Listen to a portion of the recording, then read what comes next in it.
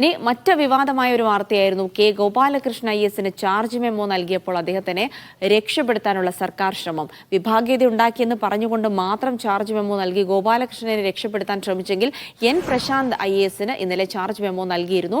അപ്പോൾ അതിൽ പറയുന്ന കാര്യങ്ങൾ കൂടി വളരെ വിചിത്രമാണ്. അതായത് ഈ ആരോപണ വിധേയനായി നിലവിൽ സസ്പെൻഷനിലുള്ള കെ ഗോപാലകൃഷ്ണൻ ഐ.എസിനെ വിമർശിച്ചതും തെറ്റെന്നാണ് സർക്കാർ പറയുന്നത്.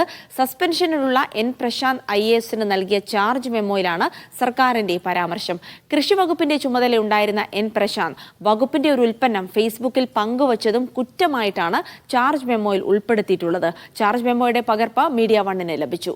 Media one exclusive. ഹരിമോഹനുണ്ട് വിവരങ്ങൾ നൽകാനായി. ഹരി, ഒരേ സമയത്ത് സസ്പെൻഷനിലായ ആളുകളാണ് രണ്ടുപേരും. പക്ഷേ ഗോപാലകൃഷ്ണന്റെ കാര്യങ്ങൾ സംബന്ധിച്ചാൽ അദ്ദേഹം ഉണ്ടാക്കിയ പുകില് സംബന്ധിച്ച് അത് കുറച്ചുകൂടെ ഗൗരവതരമാണ് എന്ന് വേണം പറയണം. പക്ഷേ എൻ പ്രശാന്ത് ഐ.എസുകാരെ വിമർശിച്ചെന്നുള്ള കുറ്റമാണ്. പക്ഷേ എവിടെ ഗോപാലകൃഷ്ണനെ സംരക്ഷിക്കാൻ സർക്കാർ ഊർജിതമായ ശ്രമം നടക്കുമ്പോൾ ഇത്രയും ആരോപണ വിധേയനായ, ഇത്രയും കള്ളക്കളികൾ കാണിച്ച, വ്യാജ പരാതി അടക്കം നൽകിയ ഗോപാലകൃഷ്ണൻ ഐ.എസിനെ വിമർശിച്ചത് വലിയ തെറ്റായി എൻ പ്രശാന്തിന് നൽകിയ ചാർജ് മെമ്മോയിൽ പറയുന്നു. വലിയ ഇരട്ടത്താപ്പ് കാണിക്കുന്നു സർക്കാർ.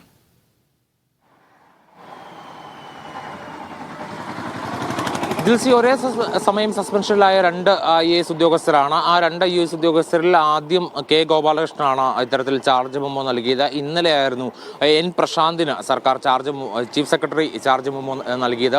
ഇതിൽ ആദ്യ ചാർജ് മെമ്മോ എന്ന് പറയുന്നത് ഗോപാലകൃഷ്ണനെതിരെയായിരുന്നു, അല്ലെങ്കിൽ ഗോപാലകൃഷ്ണനായിരുന്നു അത്തരത്തിൽ ആദ്യ ചാർജ് മെമ്മോ നൽകിയത്. പക്ഷെ ആദ്യത്തെ ചാർജ് മെമ്മോയ്ക്കകത്ത് നേരത്തെ ജിൽസി സൂചിപ്പിച്ചതുപോലെ ചില കാര്യങ്ങൾ പറഞ്ഞുകൊണ്ട് അവസാനിപ്പിക്കുക, ചില കാര്യങ്ങൾ പൂർത്തിയാക്കാതെ അവസാനിപ്പിക്കുക എന്നുള്ളതായിരുന്നു സർക്കാർ ചീഫ് സെക്രട്ടറി ചെയ്തത്. അതിന്റെ ഏറ്റവും വലിയ ഉദാഹരണം എന്ന് പറയുന്നത് ഈ ഫോൺ ഹാക്ക് ചെയ്യപ്പെട്ടു എന്ന് ഗോപാലകൃഷ്ണൻ പോലീസിന് നൽകിയിട്ടുള്ള പരാതി. അത് വ്യാജമാണെന്ന് ഏറെക്കുറെ കണ്ടെത്തുകയും ചെയ്തിരുന്നു. പക്ഷെ അക്കാര്യങ്ങളൊന്നും തന്നെ പരാമർശിക്കാതെയായിരുന്നു ഇത്തരത്തിലൊരു ചാർജ് മെമ്മോ കെ ഗോപാലകൃഷ്ണൻ നൽകിയത്. പക്ഷേ ഇപ്പോൾ പ്രശാന്തിന് ചാർജ് മെമ്മോ നൽകിയിരിക്കുന്നത് അദ്ദേഹം നൽകിയിട്ടുള്ള വിമർശനങ്ങളുടെ പേരിലാണ്. ആ വിമർശനം എന്ന് പറയുന്നത് നമ്മളൊക്കെ കരുതിയിരുന്നത് അഡീഷണൽ ചീഫ് സെക്രട്ടറി ആയിട്ടുള്ള എ ജയതിലകനെ വിമർശിച്ചു എന്നുള്ള കുറ്റത്തിനാണ് എന്നുള്ളതായിരുന്നു. സാധാരണഗതിയിൽ സർക്കാരിനെ വിമർശിക്കുക എന്നുള്ള ആ ഘട്ടത്തിലാണ് ഈ ഐ.എ.എസ് ഉദ്യോഗസ്ഥർക്കെതിരെയൊക്കെ നടപടി വരിക. പക്ഷേ മറ്റ് ഐ.എ.എസ് ഉദ്യോഗസ്ഥർക്കെതിരെ വിമർശനം നടത്തുമ്പോൾ കൂടി അത് ഭരണ സംവിധാനത്തിനെതിരെയുള്ള വിമർശനമായി കണക്കാക്കുകയാണ് ഇപ്പോൾ സർക്കാർ ചെയ്തിരിക്കുന്നത്. അത് പോട്ടെ, പക്ഷേ ജയതിലകിനെ വിമർശിക്കുക മാത്രമല്ല സർക്കാർ കണ്ടെത്തിയ അതീവ ഗുരുതരമായ കുറ്റം എന്നുള്ളതാണ് അതിന്റെ ഏറ്റവും കൗതുകകരമായിട്ടുള്ള ഭാഗം. അതായത് കെ ഗോപാലകൃഷ്ണനെതിരെ ഈ പറയുന്ന ഫോൺ ഹാക്ക് ചെയ്യപ്പെട്ടു എന്ന് വ്യാജ പരാതി നൽകുകയും പിന്നീട് ഈ ഹിന്ദു വാട്സപ്പ് ഗ്രൂപ്പ് അടക്കം ഉണ്ടാക്കിയത് കെ ഗോപാലകൃഷ്ണനാണെന്ന് ഏറെക്കുറെ തെളിയുകയും ചെയ്യുന്ന ഒരു സാഹചര്യത്തിൽ ആ ഗോപാലകൃഷ്ണനെ സാമൂഹ്യ മാധ്യമങ്ങളിൽ കൂടി വിമർശിച്ചു എന്നുള്ളത് ഒരു കുറ്റമായി കണക്കാക്കിക്കൊണ്ടാണ് എൻ പ്രശാന്തിന് ചാർജ് മെമ്മോ നൽകിയിരിക്കുന്നത്. ഇത്തരത്തിൽ സാമൂഹ്യ മാധ്യമങ്ങളിൽ നടത്തിയ വിമർശനം കെ ഗോപാലകൃഷ്ണന് അപമാനവും മാനഹാനിയും ഉണ്ടാക്കി എന്നുള്ളതാണ് സർക്കാരിന്റെ ഒരു വിലയിരുത്തൽ. ഒപ്പം തന്നെ ജയതിലകിനെതിരെ നടത്തിയ വിമർശനം കൂടി സർക്കാർ ചൂണ്ടിക്കാട്ടുന്നു. പക്ഷെ അതിനകത്ത് സർക്കാർ നടത്തുന്ന ചില വിലയിരുത്തലുകൾ അല്ലെങ്കിൽ എത്തിച്ചേരുന്ന ചില നിഗമനങ്ങൾ അതൊക്കെ വലിയ തോതിൽ കൗതുകം ഉണ്ടാക്കുന്നുണ്ട്. ഒപ്പം തന്നെ അതൊരു വലിയ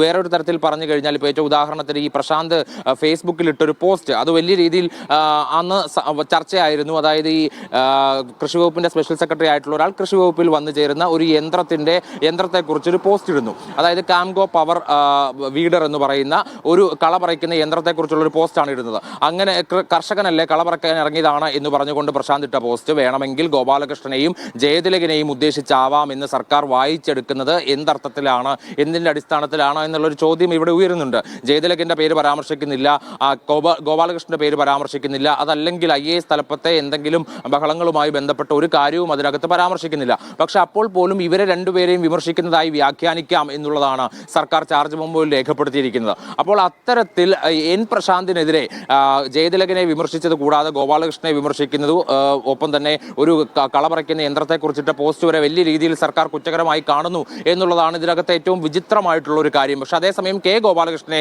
സംരക്ഷിച്ചു നിർത്താൻ വേണ്ടിയുള്ള സർക്കാർ ശ്രമവും തുടരുന്നു എന്നുള്ളതാണ് നമുക്ക് അദ്ദേഹത്തിന് നൽകിയ ചാർജ് മെമ്മോയിൽ നിന്ന് മനസ്സിലാക്കാൻ കഴിയുന്ന ഒരു പ്രധാനപ്പെട്ട കാര്യം. എന്തായാലും ഇതിനകത്ത് ഇപ്പോൾ നൽകിയിരിക്കുന്ന ചാർജ് മെമ്മോ പ്രകാരം കെ ഗോപാലകൃഷ്ണനേക്കാൾ ഗുരുതരമായ കുറ്റം ചെയ്തിരിക്കുന്നത് എൻ പ്രശാന്ത് ആണ് എന്നുള്ള നിലയിലേക്ക് കാര്യങ്ങൾ എത്തിയിരിക്കുന്നു എന്നുള്ളതാണ് നമുക്ക് മനസ്സിലാക്കാൻ സാധിക്കുന്നത്.